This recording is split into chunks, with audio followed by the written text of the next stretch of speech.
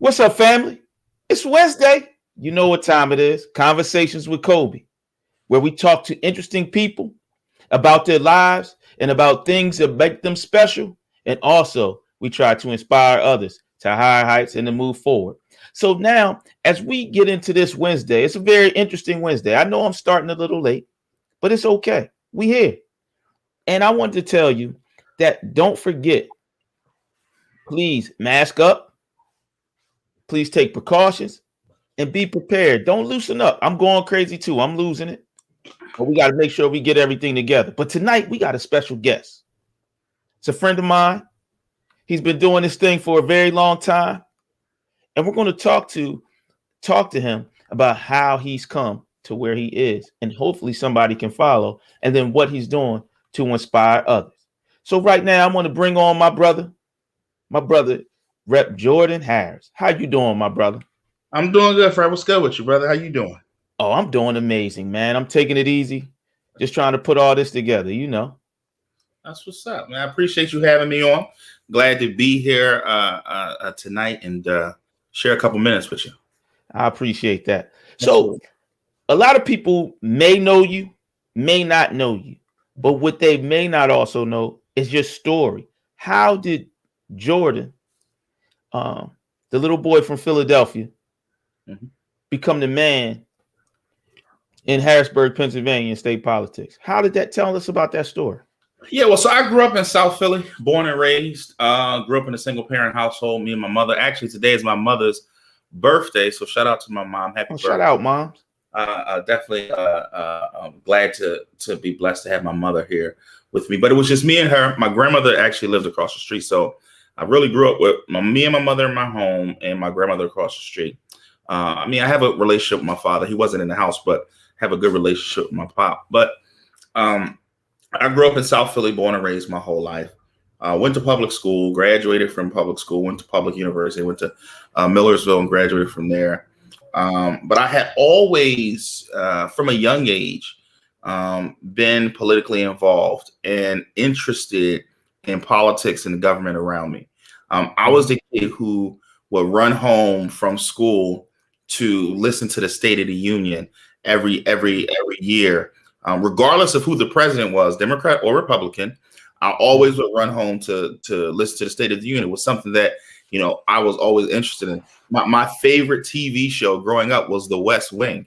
You know, so I've always been interested in government and politics, and I was involved in student government. I was the president. It sounds corny, but I was the president of my fourth grade class, president of my senior class, and then I was involved in student government in college. But when I got to high school and on my way to college, I met Senator Anthony Williams, who's my state senator and was my state senator back then.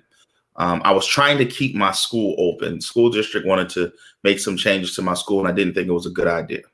I was the president of student government at that time, so I organized parents and teachers and students, and we worked to get my school to stay open. Fast forward, Senator Williams asked me to come in. We talked. I worked with him for a little while, and then he gave me an internship. That internship turned into a lifelong friendship. And when I ran for office, he was one of my biggest supporters. It was in his office that I met young Kenyatta Johnson, who, while lived up the street from me, but is 10 years older than me. So we didn't really have a relationship in the neighborhood. But I met him, and he would be the state rep before me, who then ran for council. The state rep seat came open. Him and Tony and a whole lot of other folks supported me, and I won. So it really when I think about it, it came from several places. One, my childhood and all of the struggle that come from my childhood and the sympathy and empathy that I gained from my childhood. Two, an internship. Actually doing something in my community that led to an internship that showed me how politics actually works and how you can use the political process for good and how you can use that process to get things happen. And then the third thing was, you know, literally having the relationships, being in the right place at the right time to build the momentum necessary to win my first election. And I've been reelected ever since. Dope. That's dope, man. So before I get into the actual part of the politics and all those things, I want to talk about, like, you had a skill, and some people call you, one of the best orators, in the state so far. But that also comes, you were a thespian when you were younger. So All right, we go there. That's what we doing. We gonna go there. All right, we go back. I had to do my research. That's my job. Okay. But you actually got to play Frederick Douglass in the play. I did. So so real quick, there was an organization called Say Yes to Health. It was founded by a guy by the name of Dr. Walter Lomax. Mm-hmm. For those who don't know, Dr. Lomax was a medical doctor in Pennsylvania, in Philadelphia. But Dr. Lomax got a contract with the state during the Casey administration to provide medical services to all of the prisons in Pennsylvania. That contract kind of helped him take off in his medical practice. And he became very, very financially successful, and then went on to buy WURD. Folks in Philadelphia know WURD 900 AM as the only Black talk radio station in Pennsylvania. And it's the hub of intellectual conversation for Black people in the region. So Dr. Lomax founded this organization. I was a part of it. And one of the things that they did, it just exposed us to everything. My first time being on a college campus was through this program when I was like 8 or 9 years old, right? We would go to college campuses and stay on campus for 2 weeks in the summertime so that young people from the inner city could get a feel of what it was to be in a college classroom, what it was to stay in a dorm room, what it was like to eat in the dining hall. And they just exposed us to a lot of things. So it was there that I started to undertake my acting career, my career that never took off. But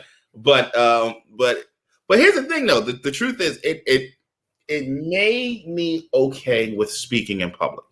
And a lot of what I do is have to be comfortable with speaking in public. So I didn't know then that this was what I would be doing, but it definitely set me up for what I'm doing today. Awesome. So you're the minority whip. Yeah. So I don't know, but explain to us what that means and what that job does. Yeah. So in the House of Representatives, the easiest thing, if people watch House of Cards, I tell people I'm the main character. I'm Kevin Spacey's character in the first season of House of Cards, because he was the whip in his caucus in the first season.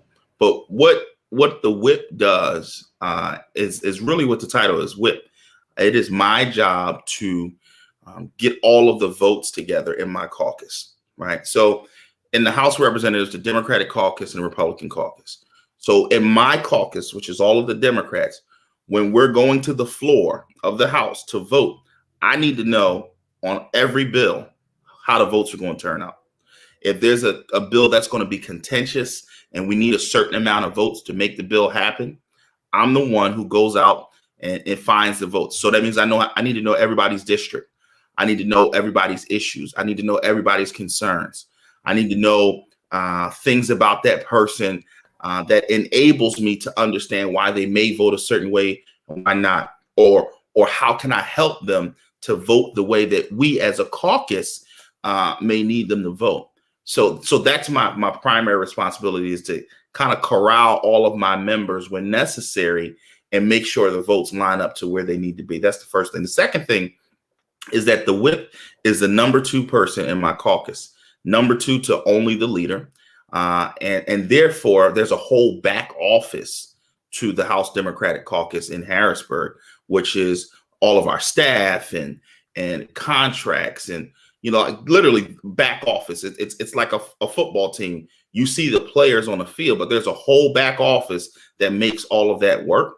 So in that back office, I'm the number 2 person in that as well. And I help the leader with how we organize the caucus and HR and messaging and staffing and all of that. And then the third thing that I do as the whip is I'm one of the principal leaders with regards to the House Democratic Campaign Committee, which is the political arm for House Democrats in Harrisburg.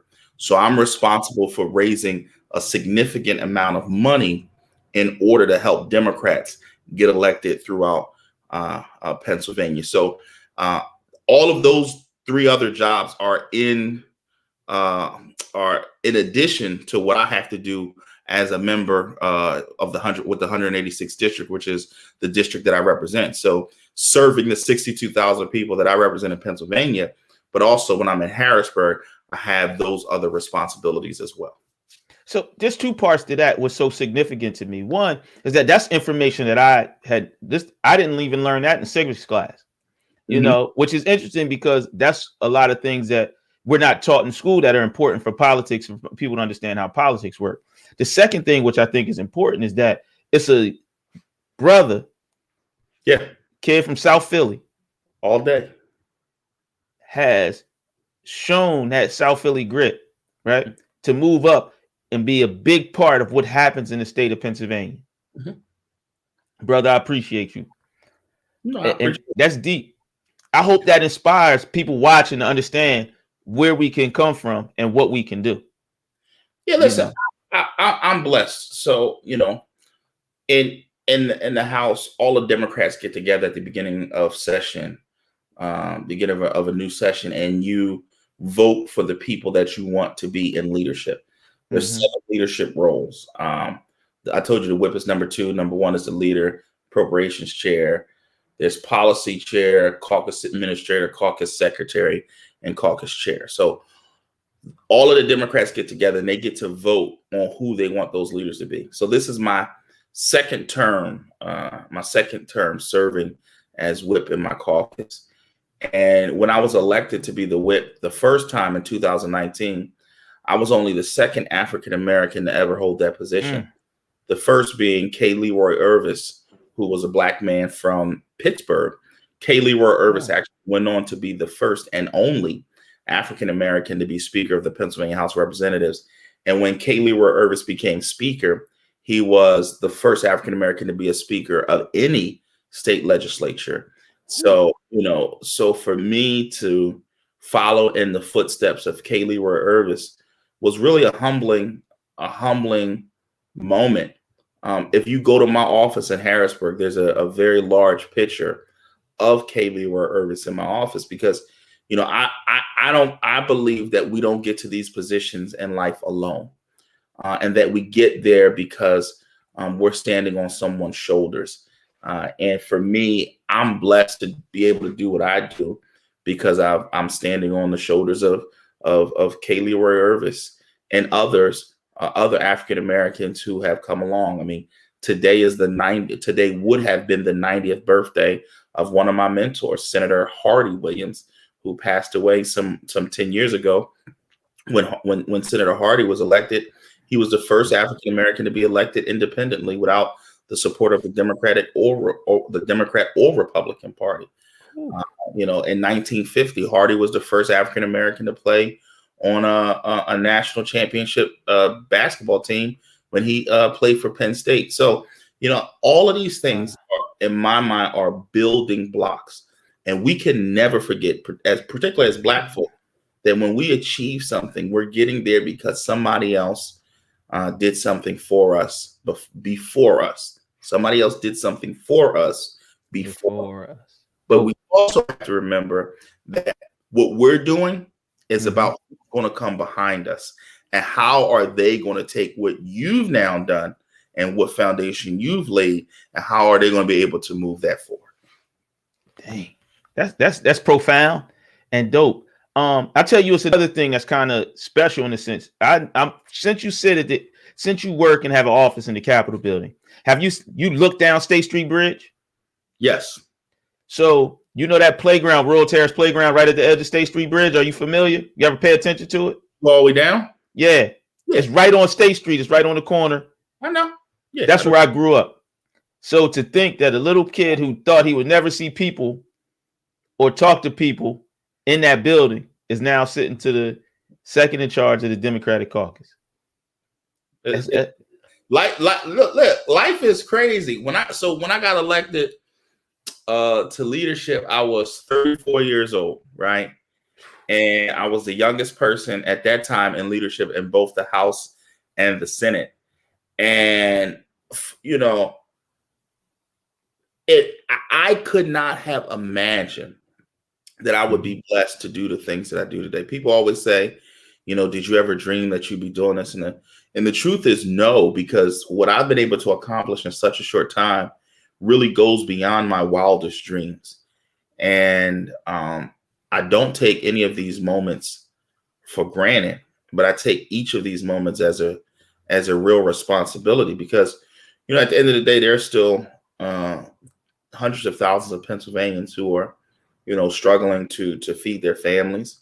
There are hundreds of thousands of children who are going to schools that continue to fail them.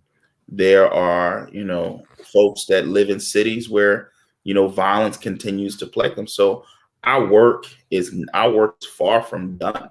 There's so much more to do, but I'm just blessed to be in a position where I'll have, even if it's a little bit, I'll have some say in how we move forward as a collective. Wow. So that's a great segue into like how we move forward. So from my research and also understanding and knowing you, two of the biggest things that you've been talking about is criminal reform and educational reform, especially in Pennsylvania. Tell us about some of your biggest challenges and why you picked those two things. Well, I picked criminal justice and education because, one, both of those things are intertwined, and and two, they are two of the biggest things that affect people of color, and two of the biggest things that will determine your outcome as a person. If a person does not get a quality education, they are more likely to end up in the criminal justice system that we have here in Pennsylvania. If a person ends up in a criminal justice system, they are more likely to have children who will end up in the criminal justice system. So let me say that again. If a person does not get a quality education, they are more likely to end up in our criminal justice system. And when and if they have children, if they have criminal records and have been in our criminal justice system, their children are more likely to be in the criminal justice system. So all of these things are cyclical to me. So I've always thought, if you can fix the education system and give people the education that they deserve, right, you can stop folks from falling through the cracks and falling into our criminal justice system. But also, for all of those who have been impacted and affected by the criminal justice system, the question becomes, what do we do to help them really become reformed? But also, how do we help integrate them back into our society? And because these two juggernauts of systems continue to plague Black and brown folk, when I went to Harrisburg, I felt it was my responsibility to see what we can do to change them. And this is not about a program or something like this. Is about how do we really change the system. So for me, I try not to use the term criminal justice reform anymore, because I don't believe you can reform a system that was broken from its inception. So I look at how can we reimagine what justice looks like in Pennsylvania. How can we reimagine? Think about it this way, Cobi. You have police officers to lock you up. You have the district attorneys to prosecute you. You have the judges to sentence you, the Department of Corrections to house you, probation and parole officers to watch you. But there's no state agency to make sure that you don't go back. So although it's called the Department of Corrections, there's nobody who's responsible to see if they're actually correcting anything. And what we do is, when people go back and forth to prison, we look at the person and say, "Oh, they're a criminal. They're a throwaway. They're this. They're that." And what I can tell you from visiting a lot of prisons across the Commonwealth, that a lot of people aren't. A lot of people are victims of their circumstances. There are very, very few people who are going to our prisons for murder or rape or something like that. That is not the majority of the people in our prison system. Majority of people in our prison system are folks who, were selling drugs because they needed to feed their family, or they committed crimes of necessity. Now I know some folks don't want to hear that, but it's the truth. Mm-hmm. If you got 3 kids at home and you can't get employed and you have to feed those children, well, what do you expect the person to do? So that's not an excuse to commit crimes. It is not. But it is Mm-hmm. also talking about the reality of human nature and human survival.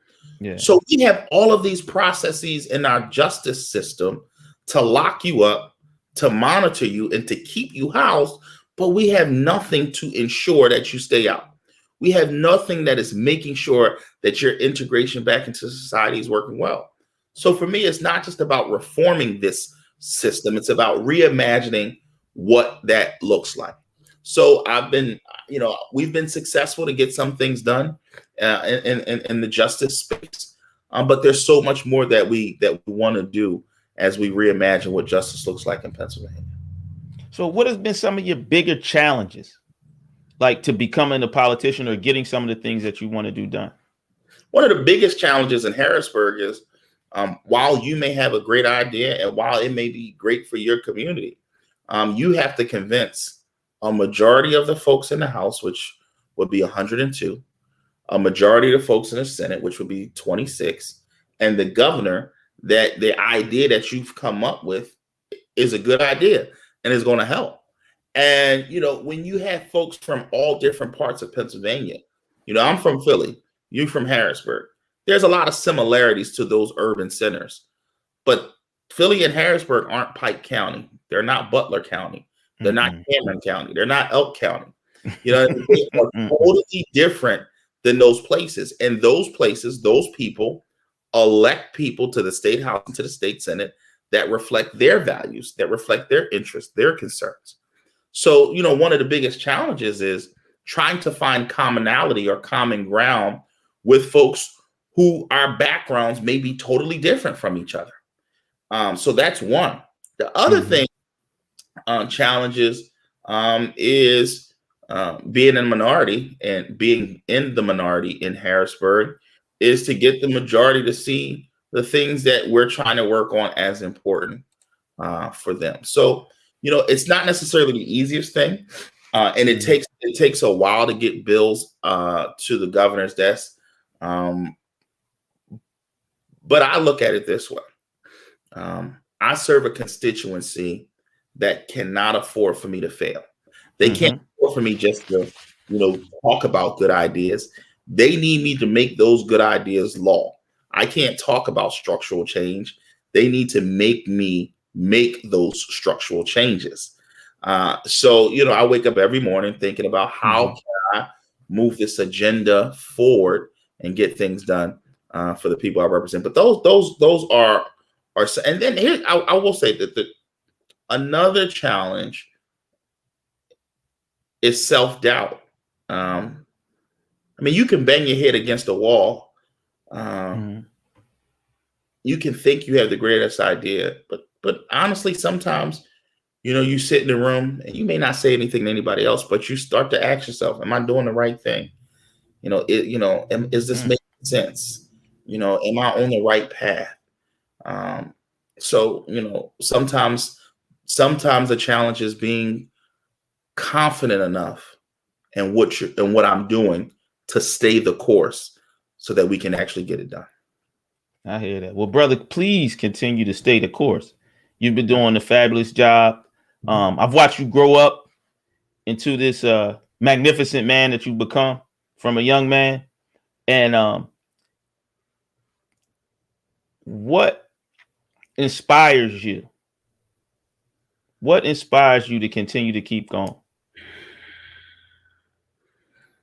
When I go to schools in my district before the pandemic, and I would see young people who were doing their best, and I would talk to them and listen to them about their hopes and their dreams. When I would go into my senior centers and talk to my seniors and listen to the stories of, what they had to overcome. Those things inspire me. Um, you know, my mom, my mom inspires me. Her mother inspires me. My grandmother is a big inspiration of mine. I doing some research. My grandmother was married with three children. Her husband had left her. She was living in the projects in South Philly with three children being my mother and my two uncles. And she would go to work. She would go to work during the day and go to school at night. She went to school at CCP, Community College of Philadelphia, Mm-hmm. and studied early elementary education stuff. And when she graduated from CCP, she went on to Temple and got her bachelor's degree. When she started teaching, she was able to move her children, my mother and my two uncles, out of the projects into a house and was able to raise them. And because of that, my mother got a college degree and had a better life. And because of that, I have two degrees. And when I have children, they will be in a better position because of the late night studies of my grandmother. My grandmother, whose mother was a domestic worker, a housekeeper. Her name was Ola. Her mother, my great great grandmother, was a domestic worker. Her name was Mary Phillips. And my great great great grandmother, Mary Phillips' mother, was a former slave named Bell.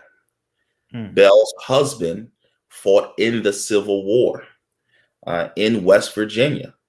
So when I think about the fact that my great great great grandparents were former slaves, that my great great grandmother was a domestic worker, that my great grandmother was a domestic worker, and that my grandmother had three children living in the projects of Philadelphia before she was able to get her college degree, I am inspired to do everything I can to make sure that the generation that comes after me has it better than I have, and that the generation that comes after me has it better than my mother's generation, and that they can take what we're doing here and build upon it and make better for their family and their family's family.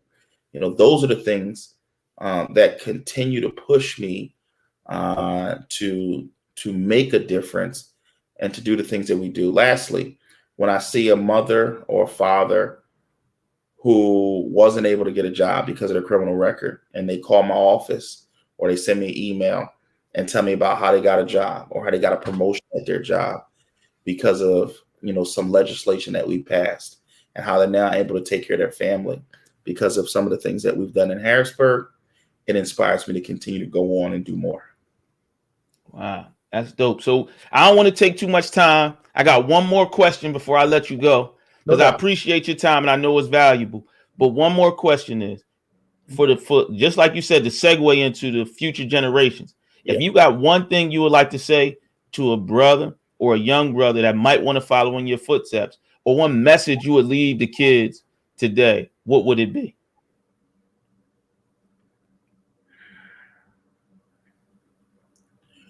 Um,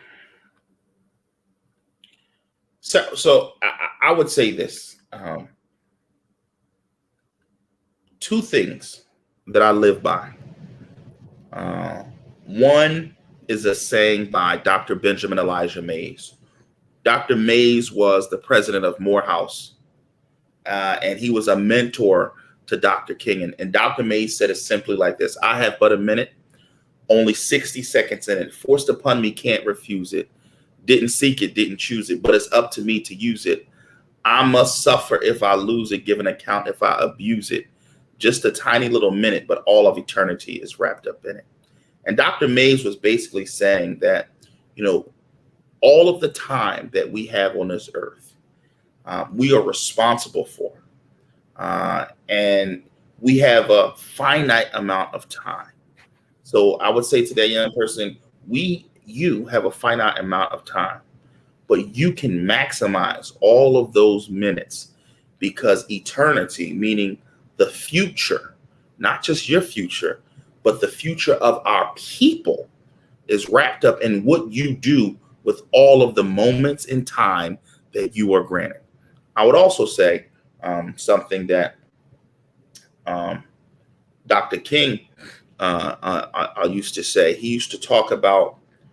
Um, he used to talk about making decisions based off of what your conscience tells you that is right, not what's popular, not what's politically expedient, but what you're doing that your conscience is telling you that you're right. So, with all of the moments that you have and all of the time that you have, do what you believe is right, not because it's popular, not because it looks good, but because your conscience is telling you that you're doing the right thing. I believe when you lead with love and you serve to save people, and you do it with your conscience telling you that it's the right thing to do, you always make the right decisions. Dang, dope. Well, look, brother, I appreciate you. I'm pretty Absolutely. sure the people watching appreciate you. We're gonna have you back on here, everybody. This is my brother, Jordan Harris. Thanks again. Before we go, I gotta give a few shout outs to we got 2 sponsors coming up. We're growing. The UPS store on 3rd and Girard Street in Philadelphia, PA. If you got it to ship, they'll ship it. Remember, the UPS store at 3rd and Girard Avenue, Philadelphia, PA. And don't forget that Melanin Magic Shea Butter. My wife put it on, and it was bound chicka wow wow. All right, people, take it easy. Brother Jordan Harris, thank you very much, and I appreciate you.